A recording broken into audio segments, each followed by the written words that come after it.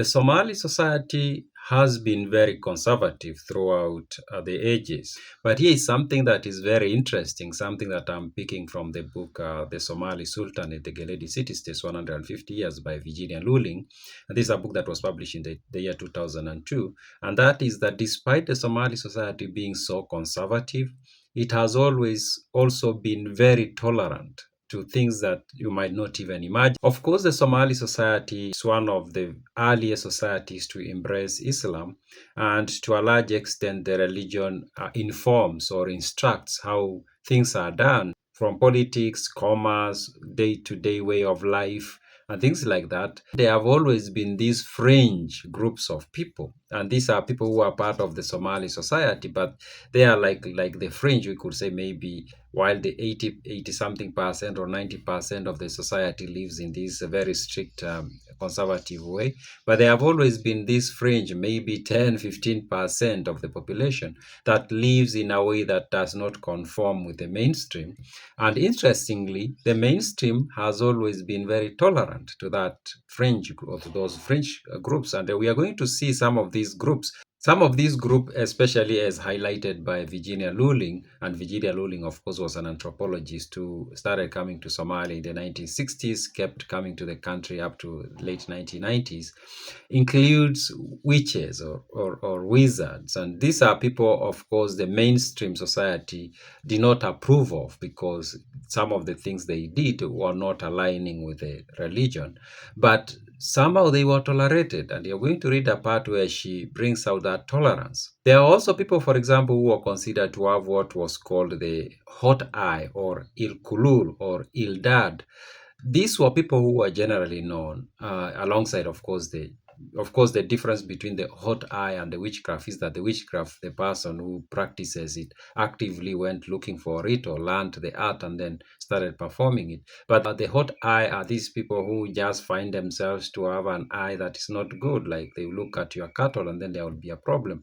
All these people are known, but there is something that Virginia Luling points out about that, and you're going to look to go into more surprising groups of people that the mainstream Somali society was so tolerant to. So this is what she writes about, for example, the witchcraft and how tolerant the society was to these people, even though the society strongly disapproved of these practices because, of course, they did not match with the religious teachings. She writes, such suspicions, like beliefs in sihir and other forms of magic, both foster and express attitudes of distrust and restraint, but not outright hostility to the groups in question. So while the mainstream society will have this distrust of these fringe groups who performed some of this magic and witchcraft, this mainstream society was not hostile towards them. She continues writing, fear of sorcery and evil eye do not dominate life in Afghan or in Somalia generally. Most people believe in them, but they are not the normal explanation offered for sickness. So while many people in the mainstream society did fear sorcery and did acknowledge or understand the existence of these witchcraft and things like that, most people did not attribute their becoming sick to it. They kind of like ignored it. Others dismiss such ideas as lies. God sent sickness, that's all. Some will be like, those ideas are lies. The ideas of witchcrafts and such stuff are lies, and that sickness is matters of God. The commonest explanation of misfortune in practice remain the inclusive one of God's will, which undercuts any other. So most people generally believed that anything that happened was God's will. So they did not allow these ideas of witchcraft and things like that to get into their maybe psyche and mess them up. In a sense, these beliefs do not affect action at all. There are no witch hunts, but rather express and perpetuate the social distance between groups. So there were nothing like witch hunts. And if you don't know what witch hunt is, this sometimes a society will rise up and start looking around for people they suspect to be witchcrafts and take them and harm them. There was nothing like that in the Somali society. While people disapproved and even dismissed those ideas as as maybe being lies, or maybe sometimes they thought actually those people had those powers. There was nothing like going after them, like being hostile to them, but it will make people to be maybe create a distance between them to some groups that they suspected to have those things.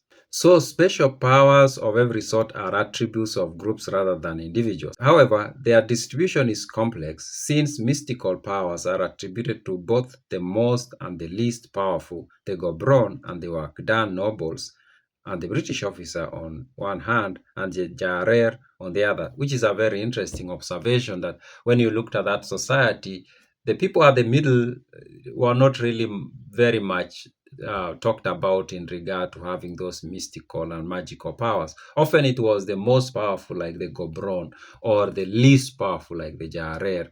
But the mainstream society was kind of like indifference to those matters. Another fringe group in the Somali society, that the mainstream society, while it disapproved uh, their way of life, they and when I read this part, for some reason, Yoweri Museveni came to mind, and I'm going to mention what Yoweri Museveni said about this group.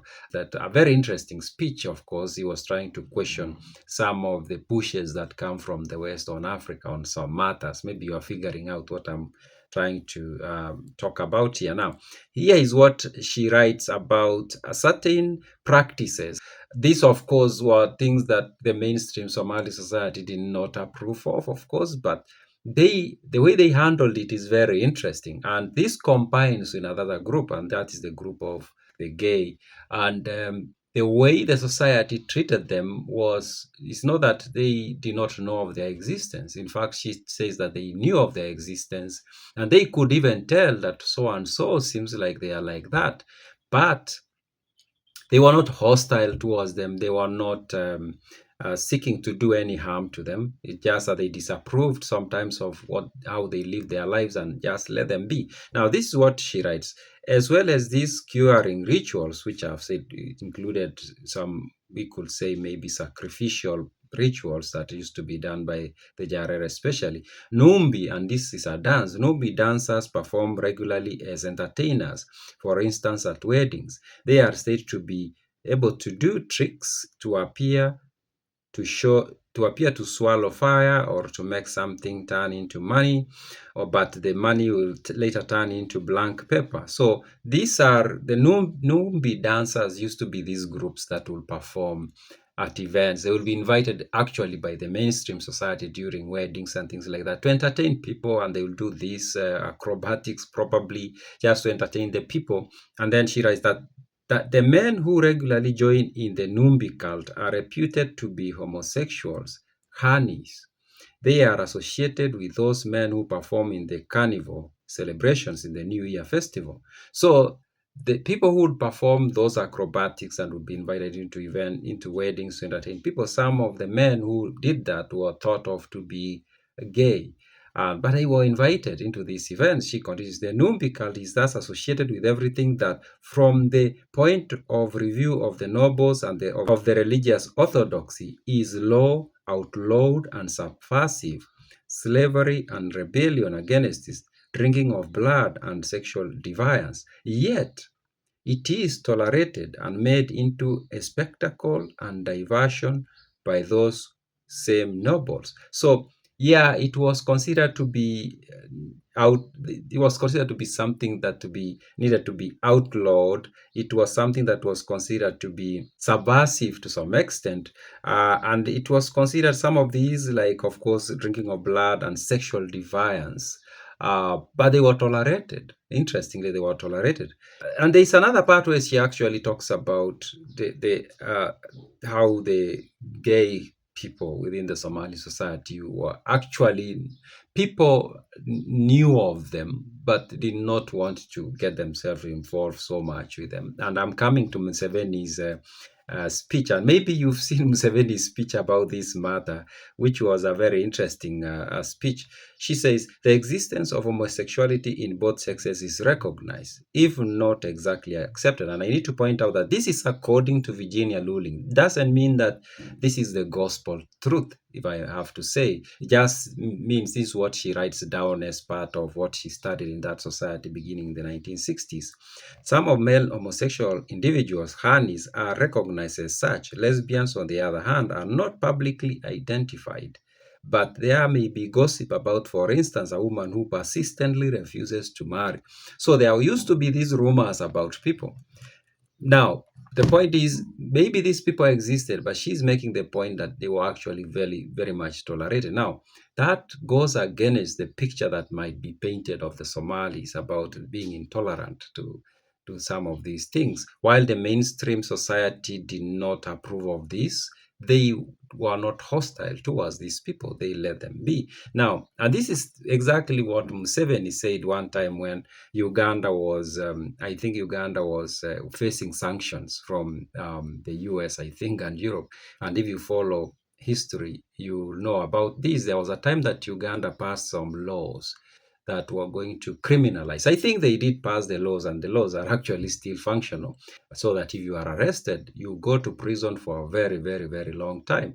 And the US was, of course, not happy about it. The Europeans were not happy about it, and they decided they were going to of course, punish Uganda. I hope I'm not going to run into problems with this because some of these topics can be very sensitive with the algorithm. But I'm talking about this as matter of educating ourselves. So I'm not pushing this way or another. Now, Museveni came out and made this speech that I found to be very interesting. And he said, he had questions as to why the Americans are so much interested in it. Why are you so much interested in pushing this thing on us? And he was like, as an African, most of African societies, we knew of these people who existed in our societies, but it wasn't something we paid a lot of attention to. It was a private matter of an individual, or individuals, however they lived. But as long as they kept it out of the public view, generally nobody cared about it. These were very few people in the society. They were not like a huge section of society such that anybody had to really care about. Rumors will fly around, but nobody really cared about it, and they were at peace. And he said, actually, you people are the ones who are making this issue very difficult, because now you are making us to start wondering, why are you pushing it? And I read this part, I was like, if it's accurate that in the Somali society they didn't know of these people existed and they just tolerated it, then it actually says what Museveni was saying, that our African society, sometimes we knew there were one or two people here and there who will be like that, but we will often not pay much attention to it, or we'll let them be. And yeah, she says the Somalis were very tolerant to such people, even though the mainstream did not really approve of it or saw it as an acceptable way to live. Those are my random thoughts.